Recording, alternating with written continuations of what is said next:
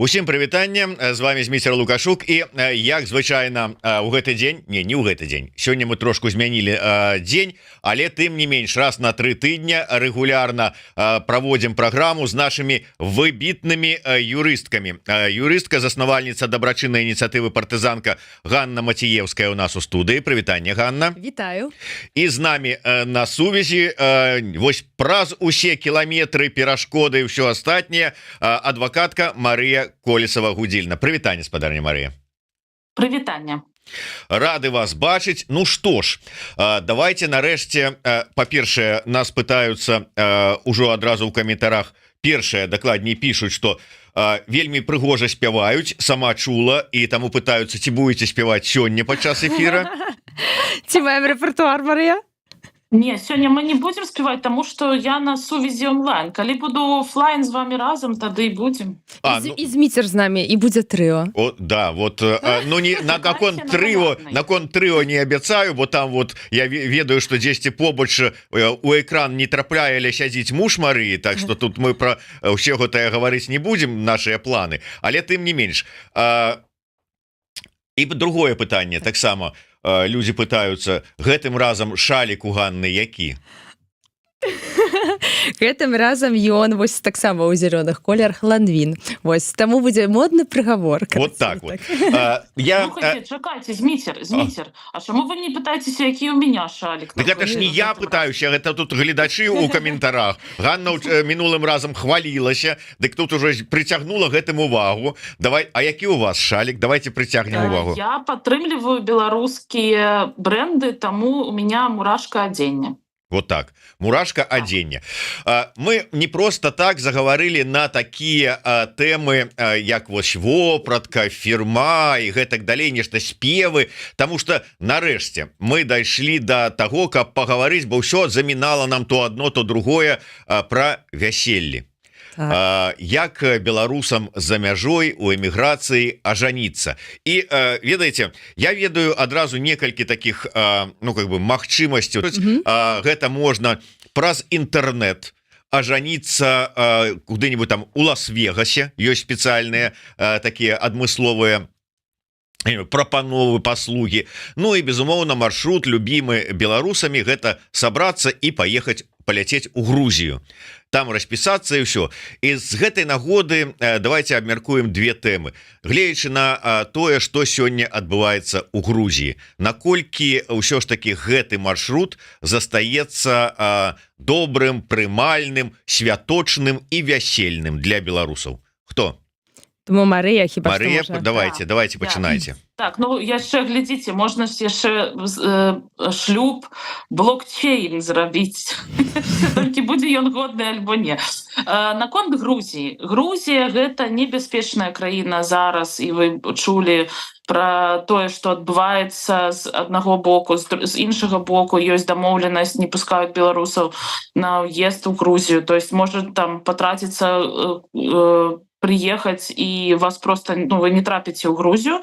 Так, гэта робіцца там за 15 хвілін, і там не трэба даведка аб том, што у вас ёсць нейкія мінулыя там шлюбы і гэтак далей. У вас гэтага няма такой патрэбы там. І гэта зрабіць прасцей, але будзе на грузінскай мове. Но тым, хто мае нейкую небяспечнасць, а гэта большасць беларусаў, насамрэч, якія зараз у замежжы, я не раю ехаць у Грузію, гэтага рабіць. Гэта першае. Таму і калі вы там усё ж таки беларусы такія, ведаеце, прыехалі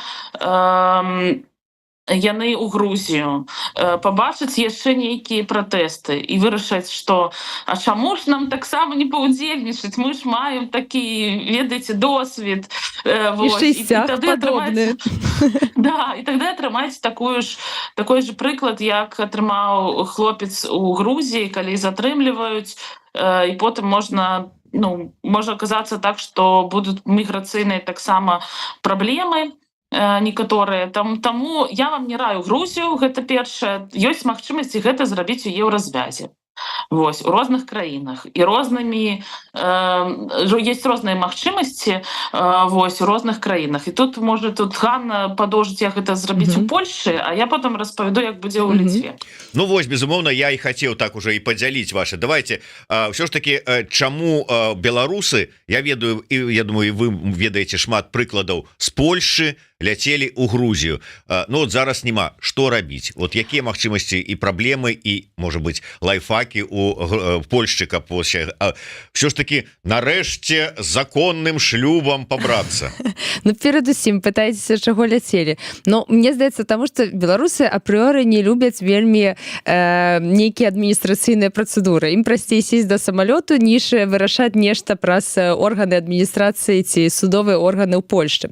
Я таксама дадам яшчэ адзін аргумент, бо не, гэта ўсё класна, супер, Грузія там і агулам прыгожая краіна і супер мець магчымасць паляцець у Грузію. Тым не менш трэба памятаць, што часам можа спатрэбіцца нейкая зноўку даведка, можна страціць, напрыклад, сведчанне аб шлюбе. І гэта пазначае, што трэба будзе вырашаць пытанне альбо ўдалённа, альбо яшчэ раз ехаць у Грузію. Гэта таксама ўсё ж такі накладна, гэта заўжды будуць нейкія сродкі, каб устанавіць давераную асобу альбо самому паляцець. То бок гэта ўсё круто з Лас-Вегасамі, ведаеце, з Грузіямі і так далей. Але ўсё ж такі трэба памятаць, што заўжды прасцей у такой перспектыве доўгатэрміновай, каб менавіта мець нейкія дакументы ў краіне ўсё ж такі, у якой ты жывеш. Гэта спрашчае нейкія пытанні у будучыні патэнцыйна.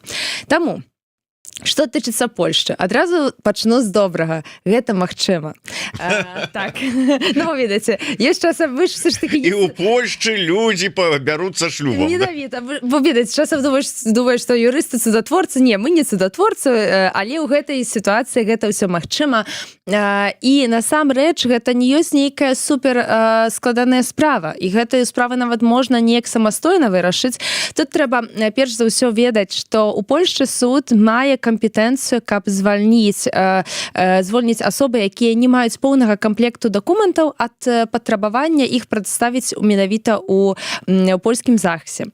І менавіта да гэтай групы на сённяшні момант адносяцца два дакументы. Першы гэта спраўка з беларускага ЗАГСу, а другая гэта спраўка з беларускай амбасады. І тут як бы адзінае, што магу сказаць, што трэба крышачку зачакаць, і гэта таксама чаго вельмі не любяць беларусы, што ў польскай реалиях практики. Потому что польская крышечку почакать у адносна судебных вот этих разбиральніцтваў это колькі гадоў? Не гадоў, але 10 паўгады ў сярэднім. Гэта залежыць, канешне, ад гораду таксама, могуць быць крышачку розныя тэрміны, але плюс-менш гэта паўгады. І гэта дастаткова аднаго такога пісьма на старонку А4, у якой трэба перадусім, канешне, падаць свае дадзеныя суда, да якога вы звяртаецеся па месцу жыхарства, і раз'ясніць, чаму менавіта вы не можаце атрымаць даведку ў Беларусі. Ну, Беларусі гэта зразумела, таму што трэба паехаць, альбо мець даверанасць, якая выданаце на Ўкраіне, якой шмат хто не мае, і чаму вы лічыце, што вы не можаце паехаць менавіта за мяжу, бо маеце нейкія рызыкі. Тут гэта не пытанне, як ведаеце, як у міграцыі, у якой часам беларусы звяртаюцца па ўцекачаства, так? Тут трэба проста вытлумачыць, што ёсць пэўныя рызыкі і што вы хочаце іх пазбегнуць, таксама, што візіта ў амбасадзе для вас таксама патэнцыйна можа быць небяспечна, альбо вы не хочаце свяціць менавіта для беларускіх уладаў, дзе вы знаходзіцеся, у якім горадзе, у якой краіне і так далей, заходзіцеся за мяжой. Вось. І што цікава, для гэтага адразу скажу, гэта крышачку спрашчае аргументацыю, але гэта не ёсць умоваю, каб быў нейкі дакумент такі аб палітычным уцекачастве. Нават ведаю, што беларусы з гуманітарнымі візамі ці з іншымі візамі таксама звярталіся да польскага суда. Просто трэба крышачку больш тады патлумачыць у пісьме, бо калі ёсць міжнародная ахова, ўсё зразумела па сутнасці, так? Як бы тут дастаткова дакумент прылажыць і ці там аргументацыю таксама ў рашэнні, і для суда гэта будзе зразумела. Я просто да чаго, я пераб'ю адразу. Я ведаю шмат людзей, якія выязджалі, да прыкладу там канец 20-го, там у 21-м годзе, але калі вот ты выязджаеш раптоўна, а мы ж беларусы людзі практычныя, у нас жа заўсёды, пераважнай большасці Шенген быў, як-то, калі нема ў цябе дзеючага Шенгена, уже беларус себе неяк няўтульна адчувае, і таму Шенген быў, і вот чалавек, пачуўшы небяспеху, просто пад Шенгену, які ў яго быў там трохгадовы які-нибудь ці 5гадовы, і он сабраўся, выехаў. А зараз паўстала пытанне, безумоўна, вярнуцца ў Беларусь за нейкай даведкай ён не можа. Паўстане пытанне пабрацца шлюбам. Ён прыходзіць, яму кажуць: «Ты кашо, вы б тут по звычайнаму Шенгену выехалі ў 21 годзе, чаго вы не можете паехаць і ўзяць?» Вон як хлопцу нашаму беларусу та самае у Нямецчыне сказалі, зараз вот ён та самае прыехаў у Польшу, яму сказали: «А ж якія праблемы, едьце у Мінск і возьмите сабе новы пашпарт зрабіце». А чалавек как бы ад рэпрэсій з'ехаў.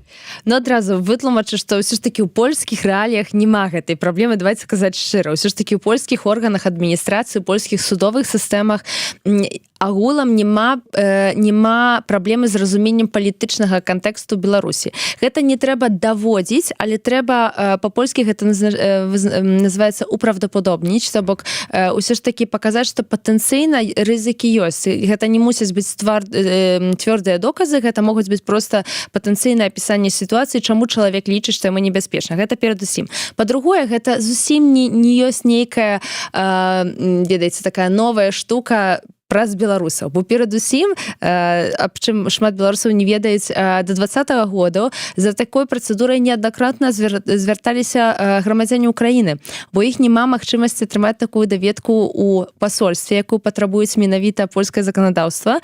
Таму яны заўжды мусілі ісці гэтым шляхам. Таму калі цяпер, напрыклад, скаржацца беларусы, што яны мусяць як бы карыстацца гэтым шляхам, звяртацца да суду, ну як бы з польскага пункту гледжання тут няма ніякай спецыяльнай сітуацыі, бо да гэтага, да таго, як беларусы масава з'язджалі менавіта з Беларусі праз рэпрэсіі 2020 года і пазней, грамадзяне Украіны мусілі праходзіць той сам шлях, калі хацеліся менавіта пабрацца шлюбам у Польшчы, а не, напрыклад, у краіне ці яшчэ дзесьці. Вось.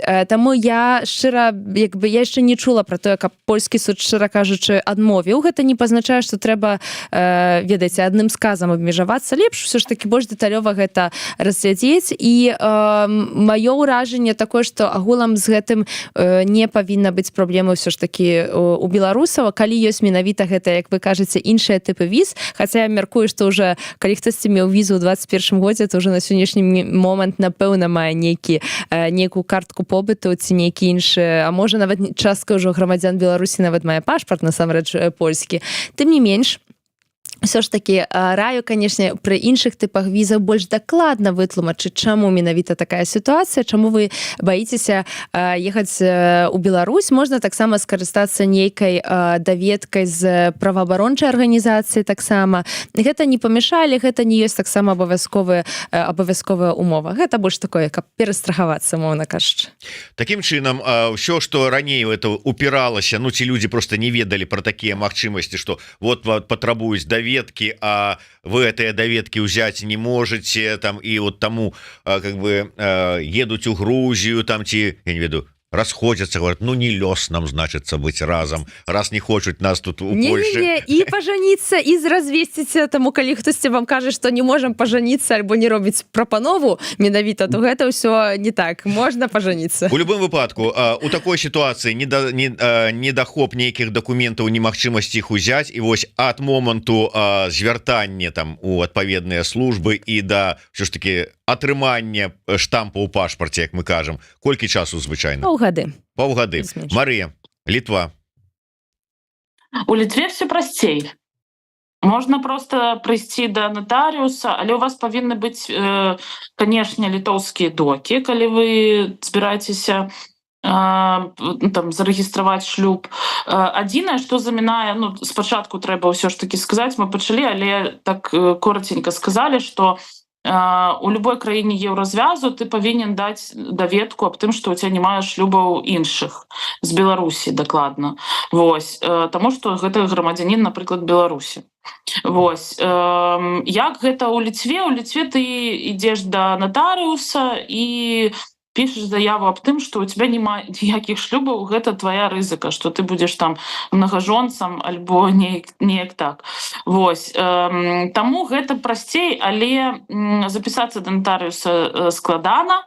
Гэта там дзесьці там 2-3 тыдні.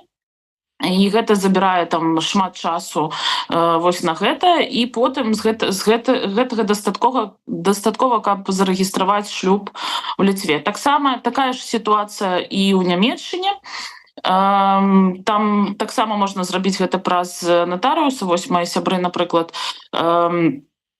і знаёмыя таксама браліся шлюбам у Нямецчыне, і было дастаткова такой заявы ў натарыуса. У кожнай краіне гэта па-рознаму называецца. Я не ведаю, ёсць ли такая магчымасць у іншых краінах, но вось дзве дакладна гэта магчымасць ёсць, і амаль нічога не замінае, каб гэта зрабіць хутка. Ну і што тычыцца дат, тут таксама будзе хутчэй замінаць тое, што будзе нешта там занятае па датах, але хутка. Я ведаю, што некаторыя за 3 тыдні пабраліся шлюбам у Літве. Вось. А колькі это каштуе? Вот с паслугамі адвакатаў, юрыстаў і там вот этих чыноўнікаў, то есть аплата ўсіх гэтых збораў? Прыблізна. Слухай, прыблізна гэта будзе у Літве, напрыклад, таму што гэта будзе 200-250 еўра, так плюс-мінус каштаваць. Калі гэта проста рабіць. Вот. Літва больш, на гэта глядзець больш, і тут прасцей, конечно, па-расейску, таму што амаль ва ўсіх установах ёсць рускамоўныя, тыя, хто працуюць там. Гэта проста зрабіць, але будзе дакладна тое, што будзе рабіць, гэта будзе на літоўскай. Можа, там трэба будзе взяць з сабой на саму рэгістрацыю перакладчыка, але гэта няма такой патрэбы часцей за ўсё.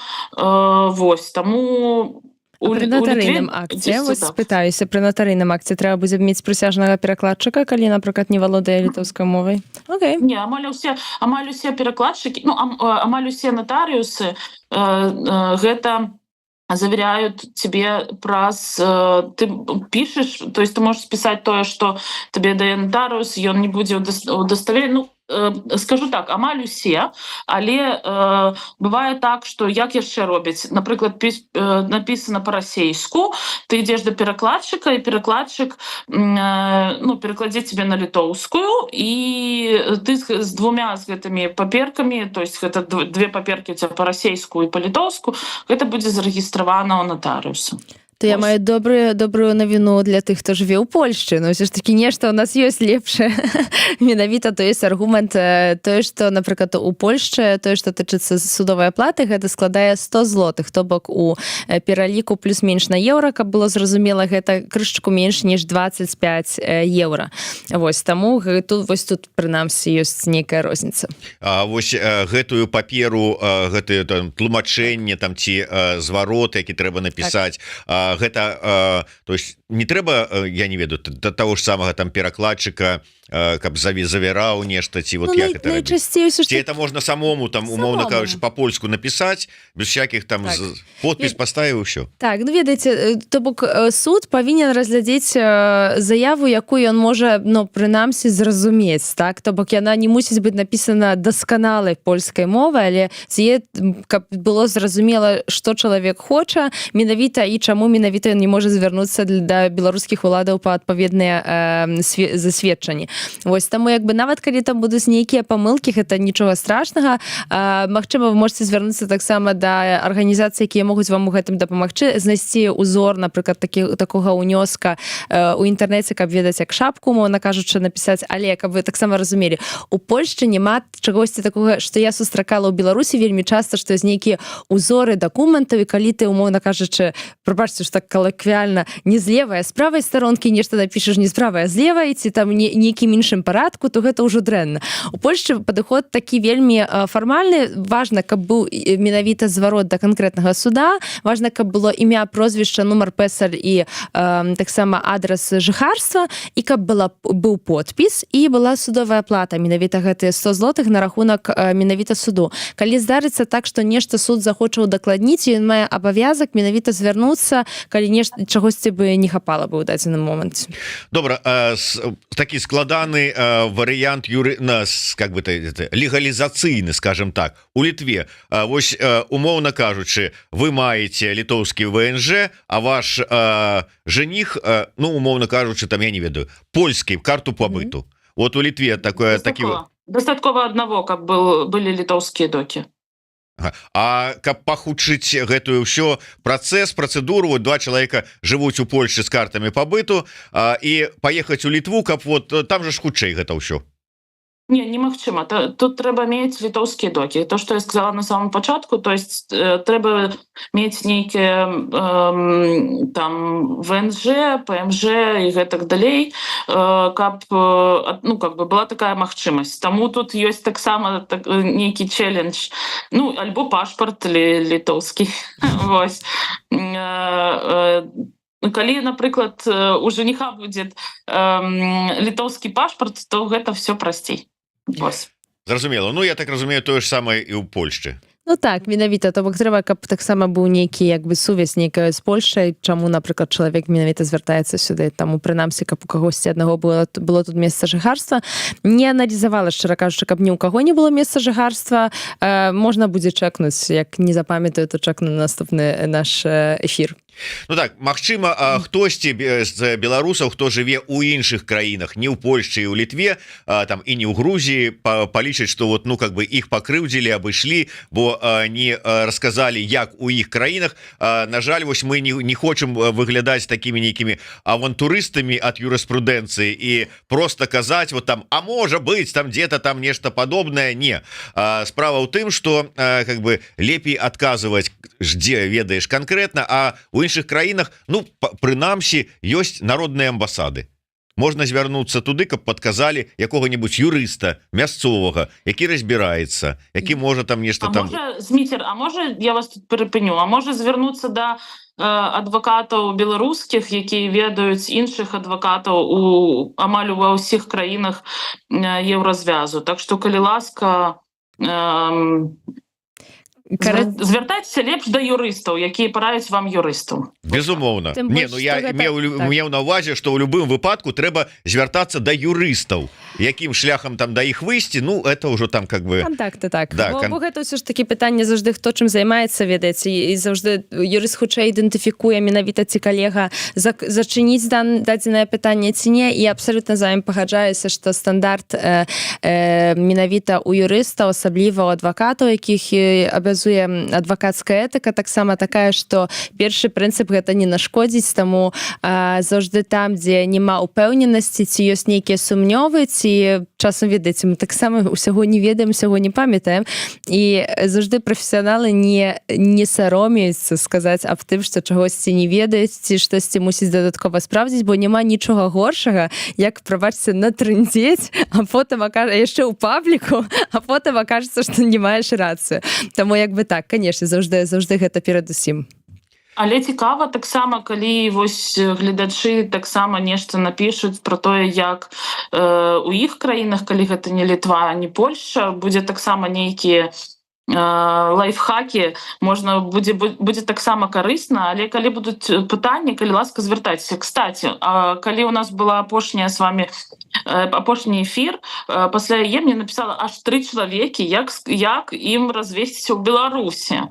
Вось, так што карысць ёсць. Так. А я яшчэ хочу добавить додаткова, што можна таксама падумаць наконт таго, ці вы хаціце, напрыклад, падпісаць менавіта брачны даговор, як будзе менавіта дамову, дамову таксама, бо, напрыклад, у сувязі з тым, што мы не паспелі на мінулай, напрыклад, праграме пра гэта пагутарыць, адна з рэчаў, якая, напрыклад, вельмі здзіўляе беларуса, можа, таму што тут крышачку іншая сістэма, альбо проста таму, што не ведаюць пра гэта. Напрыклад, у працэсах разводах мы вельмі часта, не чакаючы яшчэ да таго, як суд вынесе сваё фіналовае рашэнне, мы ўжо падпісываем брачную дамову аб тым, што менавіта з гэтага моманту людзі маюць асобны асобную маёмасць, так, і таксама дамова аб тым, як яны дзеляць тое, што ўжо паспелі менавіта зарабіць да моманту, калі падпісалі гэтую дамову. І тое ж самае менавіта тычыцца брачнага договара, можна адразу яго падпісаць, яно можа быць падпісана да завярэння брака, але уступіць у законную сілу з момантам, калі як бы менавіта людзі менавіта з'явяцца ў ЗАГСе і заключаюцца менавіта шлюб. Таму таксама можна падумаць пра гэта, элімінаваць рызыкі, асабліва калі у кагосьці з вашых партнераў вельмі рызыкоўная прафесія, асабліва, напрыклад, гэта тычыцца сферы бізнесу, нейкіх інвестыцыяў і так далей, там, дзе ёсць адказнасць асабістым маёмасцю, таму што трэба памятаць, што з момантам, калі вы уступаеце ў брак, вы адказваеце таксама за даўгі свайго супруга патэнцыйна, так, калі яны будуць, і калі супраць яго будуць нейкія таксама іскі.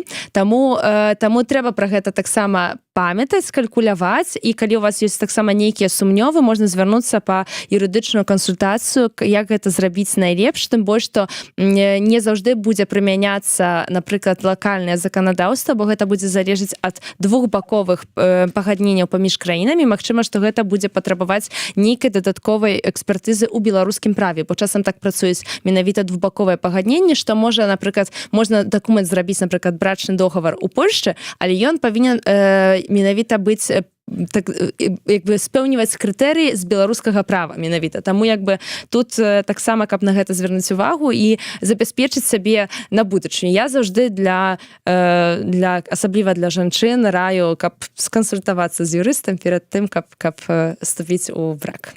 Вот так А вот. што з мужчынамі? Ну, а што не так з мужчынамі? Я просто неяк кабеты, мне здаецца, часам неяк так баяцца падымаць фінансавыя пытанні. Вось мне здаецца, гэта так з псіхалагічнага пункту гледжання, тыпу, што гэта неяк пра меркальтын, боже. Карацей, вы зразумелі. Не твоё гэта. Не маё. Нет, слухайте, мы забыли яшчэ сказаць пра дамовы, якія ёсць.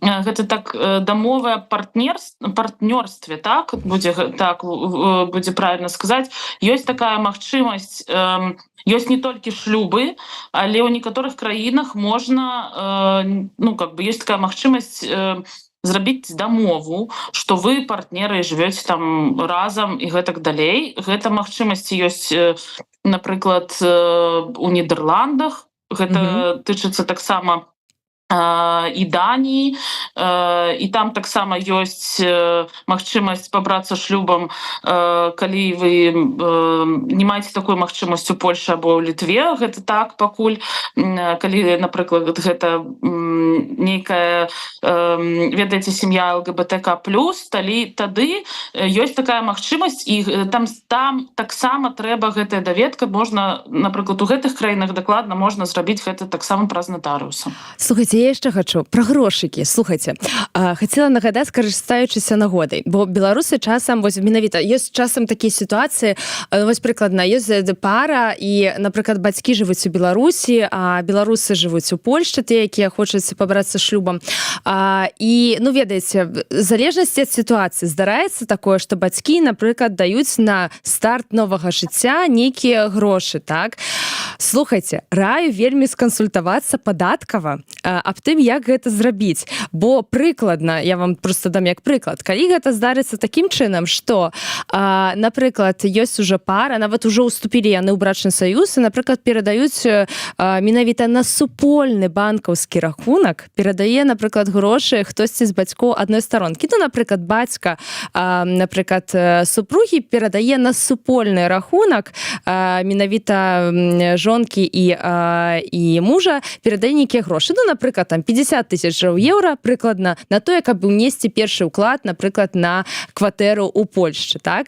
Каб не здзівіліся вы аб тым, што трэба будзе заплаціць, на жаль, з гэтага падатак, калі вы пра гэта ведаеце. Бо калі вы пра гэта не ведаеце і прыйдзе кантроля, то прыйдзецца заплаціць, о боже, хіба што палову ад гэтай сумы трэба будзе заплаціць як падатак. І проста, каб вы памятаеце, што калі робяцца нейкія такія вось менавіта вялікія дарственныя з пункту гледжання вашых блізкіх, альбо калі вы перадаеце таксама нейкія грошы, з Беларусі, лепш за ўсё скансультавацца, таму што каб не было просто непрыемных потым уражанняў і абавязку плаціць падатак. Бо ўсё ж таки тут усё з гэтым сур'ёзна і ёсць такія нюансікі, карацей. Ну вось, пра грошыкі трэба думаць, карацей. Вот, нічога сабе, ёсць такія родныя, якія даюць на старт 50 тысяч евро. Ну это вот ж гэта, образно, конечно, могуць і болей даць, што вы думаеце? Розныя не, роды. слухайте, беларусы просто хаваюць гэта ў шафу. Ну, таму добрая парада. Яны просто там, да, потым вот этой вот банку, як кажуць, слоік 3-літровы з еўрамі прывозяць. Ну, менавіта, ведаеце, з пункту гледжання чалавека, гэта ж, ну, мы ж далі на кватэру, так, ну, вось для бацькоў, так, мы ж далі на кватэру. А з пункту гледжання юрыдычна гэта можна розна аформіць. І ў залежнасці ад таго, як ты афармляеш гэтыя грошы, умоўна кажучы, будуць зусім іншыя последствия, consequences, карацей. Наступствы, дзякуй. Вось таму думайце, калі ласка, пра сваю таксама фінансавую стабільнасць. Пра меркантыльнасць і наступствы. Так. Давайте, не так шмат часу у нас застаецца, давайте закранем яшчэ одну тэму, з якой мы, у прынцыпе, как бы агучвалі троху пра бяспечнасць краін. Усё ж таки вось гэтая сітуацыя с верамейчыкам, с В'етнамам нарабіла шмат шуму. Я ведаю, что вот вы вельмі так эмацыйна адгукнуліся на гэтую сітуацыю, маўляў, это ж небяспечная краіна. Вот давайте яшчэ раз прагаворым вось сітуацыю, может быть, не конкретно с верамейчыкам, а любого человека, які трапляе ў сітуацыю там, ці просто хоча пераехаць на іншае месца, ці трапляе ў сітуацыю як верамейчык, калі не ведае, куды прыткнуцца, у якую краіну, як дзе глядзець, як выбіраць, па якімі кіравацца нейкімі там роздумамі, развагамі ці інфармацыяй. У нас застаецца, ведаеце што, прабач, Ганна, я наперадзе. Давай. Вось, у нас застаецца ўсё ж тая ж парада, калі вы вырашылі з'ехаць, напрыклад, у іншую краіну, паехаць у адпачынак і гэтак далей. Спраўдзіце, калі ласка, гэта ў юрыстаў, калі вы плануеце гэта рабіць, перад тым, як пераехаць, ехаць і гэтак далей яшчэ раз. Таму што ёсць розніца, як можа там змяняцца абставіны і гэтак далей. Я не раю карыстацца ніякімі спісамі краін.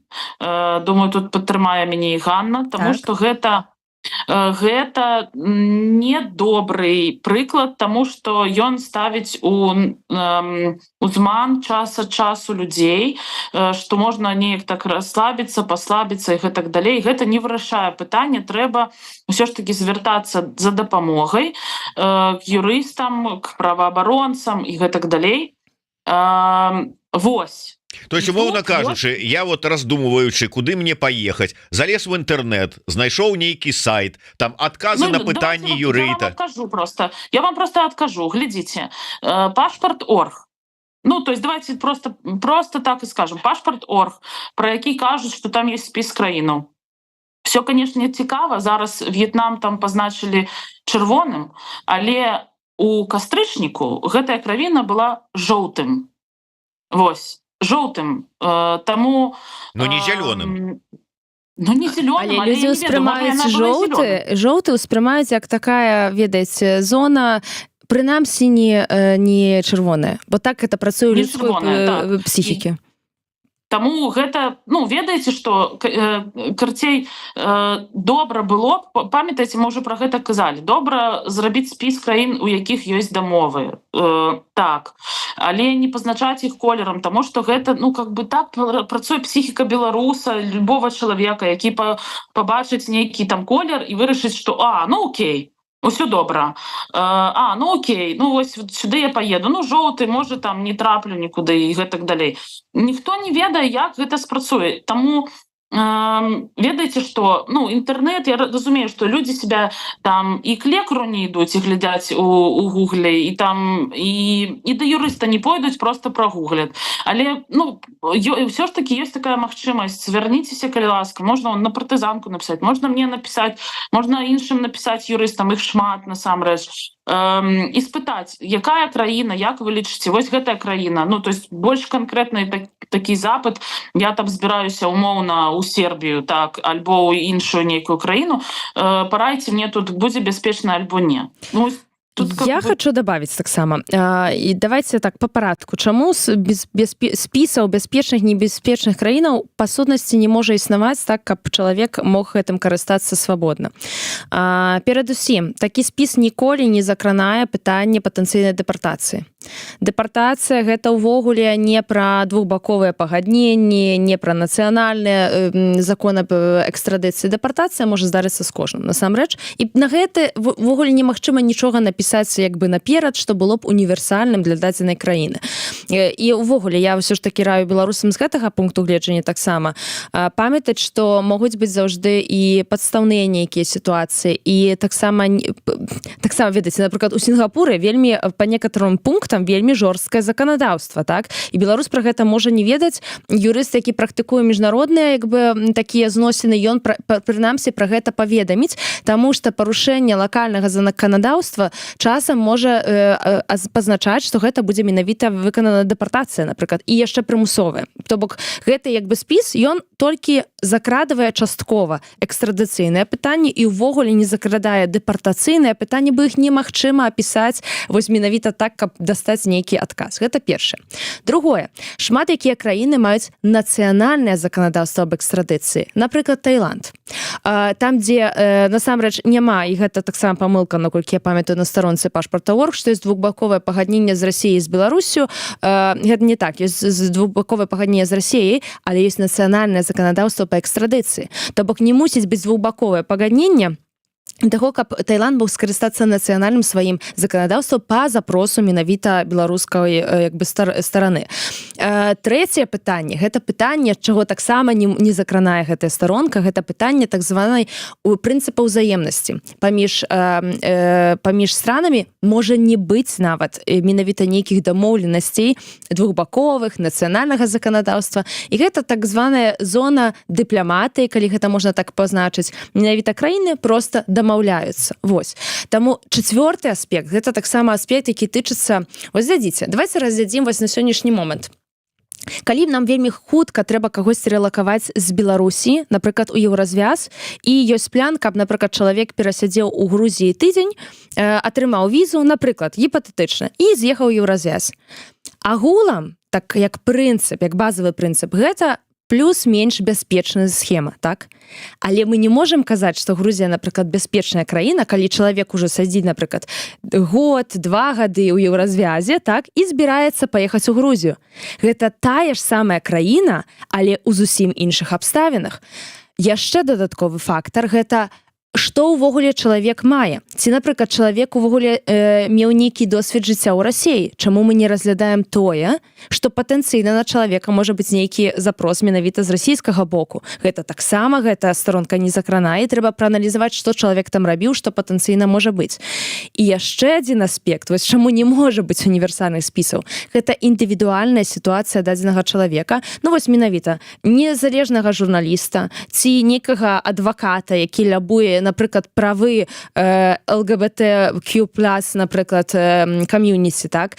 Гэта будзе зусім іншая сітуацыя, магчыма, ніж, напрыклад, актывіста, які атрымаў адміністратыўку ў Беларусі, таму што выйшаў, напрыклад, дзесьці з флагам, так, і яго затрымалі. Таму вось у савакупнасці гэта прыводзіць да высновы, што не існуе бяспечных спісаў, якіх можна карыстацца, каб мець упэўненасць. І яшчэ адзін фактар, яшчэ, прабачце, я ўжо так разышлася ў аргументацыі, не быццам на паседжанні. Таксама пра тое, што чалавек найхутчэй, і гэта абсолютна псіхалагічная штука, глядзіць на спіс у моманце, калі ён плануе пакупку білета. Але ніхто, я ўпэўнена, альбо амаль што ніхто не глядзіць на гэты ж спіс, не чэкае яго дадаткова перад тым, як сесці ў самалёт. Ну, бо ўжо людзі ўсё запланавалі. І таксама пытанне, хто там глядзіць з старонкі і хто нясе адказнасць менавіта за тое, ці дадзеныя на гэтай старонцы абнаўляецца як хутка. Бо ад хуткасці абнаўлення гэтых дадзеных таксама залежыць менавіта якасць такой інфармацыі. Таму, калі вы маеце ўсё ж такі індывідуальны кантакт з юрыстам, і гэтая магчымасць, яна прасцейшае. Ну чаму, напрыклад, калі да мяне хтосьці звярнецца да таго, напрыклад, каб паехаць у паўночную, напрыклад, Карэю, так, і звярнуўся чалавек, напрыклад, месяц таму да мяне, так, і я, напрыклад, таму што ведаю, што гэты чалавек да мяне звярнуўся індывідуальна, і бачу, напрыклад, навіны, якія тычацца Карэй, я прынамсі ведаю, што гэты чалавек туды збіраўся, я магу да яго хутка напісаць. Але старонка не можа маніторыць, хто як бы і паведамляць таксама людзей перад выхадам, напрыклад, ці гэта бяспечна ці небяспечна, ці трэба ўлічыць нейкія фактары. Вось, таму я лічу, што гэта таксама пытанне, а вось калі будзе нейкая памылка, напрыклад, настаўно, як быў В'етнам жоўтым, стаў чырвоным. А хто за гэта нясе адказнасць? Ніхто. Ніхто, адказ. Нешта я разышлася ў аргументах. Не, слухай, все добра, ты все добра кажаш, таму што ведаеце, што вось прыклад. Кстати, у нас ёсць прыклад беларуса, які знаходзіцца ў еўразвязе, яму адмаўляюць ва ўцекачестве. І гэта Андрей Саром у Балгарыі, таму што Балгарыя не лічыць, што ў Беларусі ёсць нейкія праблемы. Вось, гэта краіна еўразвязу. І вось цяпер уявіце, вось прабач, дадам, уявіце, у Балгарыі будзе нейкі выпадак, там хтосьці на пляжы дзесьці вельмі добра пагудзеў, неяк так замоцна, і будзе, напрыклад, выпадак дэпартацыі. Апеляваць у гэтай краіне будзе амаль што немагчыма, каб, напрыклад, не дэпартавалі прымусова, калі няма за што зацапіцца. Чаму? Бо у Балгарыі, у міграцыі Беларусь з'яўляецца бяспечнай краінай, дзе не парушаюцца правы чалавека. Усё. А у пашпарт.орг яна зелёная. Так, глядзіце, там ёсць, кстати, не адзін Андрей Саром.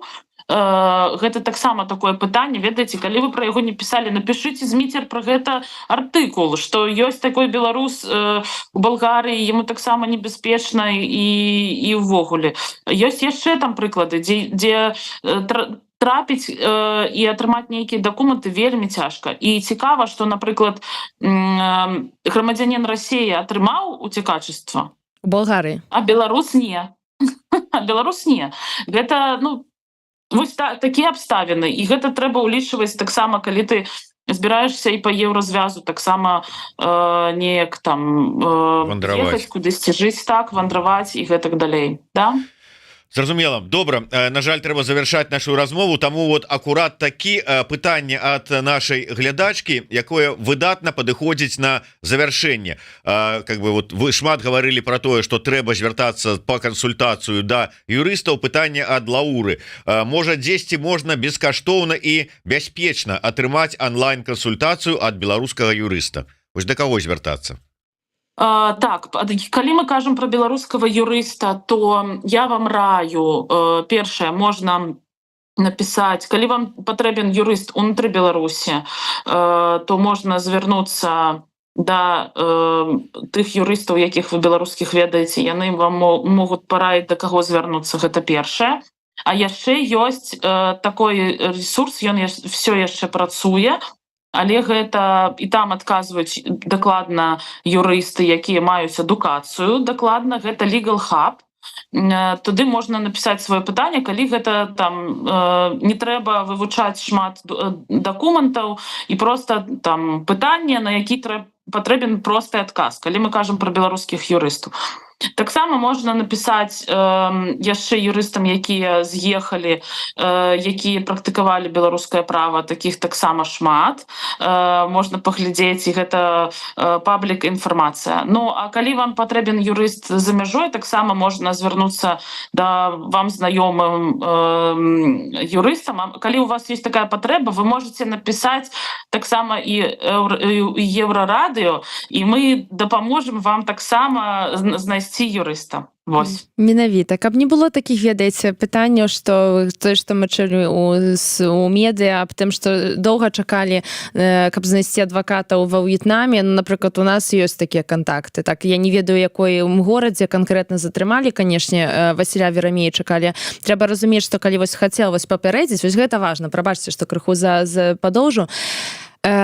і гэта таксама пытанне прафесіяналізма. У выпадку Васіля Верамейчыка гэта была не экстрадыцыя, гэта была дэпартацыя. Таму у мяне ёсць пытанні датычныя таго, ці людзі, якія займаліся гэтым кейсам, маюць адпаведную як бы падрыхтоўку да таго, каб іх весці. Гэта першае. Другое, што у выпадках дэпартацыі гэта пытанне на мінуты, на хвіліны, можа часам на гадзіны, і трэба, ведаеце, ніколі не ведаеш. Я вось, напрыклад, вельмі часта працую з такімі міжнароднымі справамі, робіш заўжды запыт да 10 адвакатаў, таму што 3 з іх, напэўна, будуць альбо там у адпачынку ці дзесьці на выездах у дэлегацыі, 2 з іх будуць абложаныя там нейкімі іншымі тэрміновымі справамі, яшчэ 3 з іх будуць у іншых гарадах, і доўга будзе, каб яны даехалі, і у цябе знойдзецца там, умоўна кажучы, 1-2 адваката, і ты максімум будзеш дамаўляцца, ці, напрыклад, можа пачаць ён працу, калі у цябе ідзе нейкі банкаўскі трансфер. Таму да чаго я вяду, што калі ёсць пытанне дэпартацыйнае, альбо вы яшчэ не ведаеце, ці гэта дэпартыцыя, ці экстрадыцыя, трэба сабраць максімум кантактаў, да кожнага з іх напісаць, гэта можа быць той ж самы мэйл, умоўна кажучы, каб максімальна хутка мог прыехаць адвакат і купіць час. Чаму? Таму што кожнае абскарджанне гэта ўсё ж такі нейкая магчымасць, каб ўсё ж такі купіць час, мець нейкі медыяльны, палітычны, юрыдычны таксама ўплыў. Давайте не забываць, што пісанне абскарджанняў гэта таксама не кішанец для чалавека, так, каб зусім не прыніжаць ролю таксама лакальнага адваката, і што без лакальнага адваката немагчыма вырашыць пытанне экстрадыцыі і дэпартацыі. Што б вам не казалі там палітыкі, там праваабаронцы беларускія, там whatever, так, ніколі не магчыма працаваць без лакальнага адваката ў такіх пытаннях.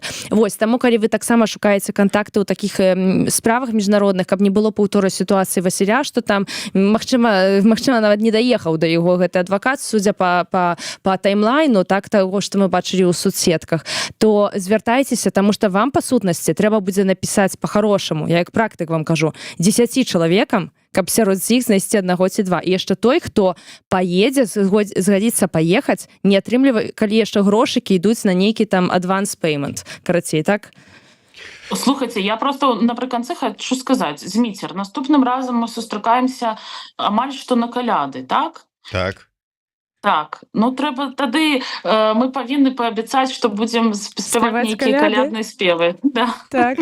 Вось, дзяўчаты абяцаюць, будуць спяваць калядныя спевы. Дзякуй вялікі за парад. У каментарях, выбачайце, якую каляду хацелі пачуць вы, і мы разглядзім вашы прапановы.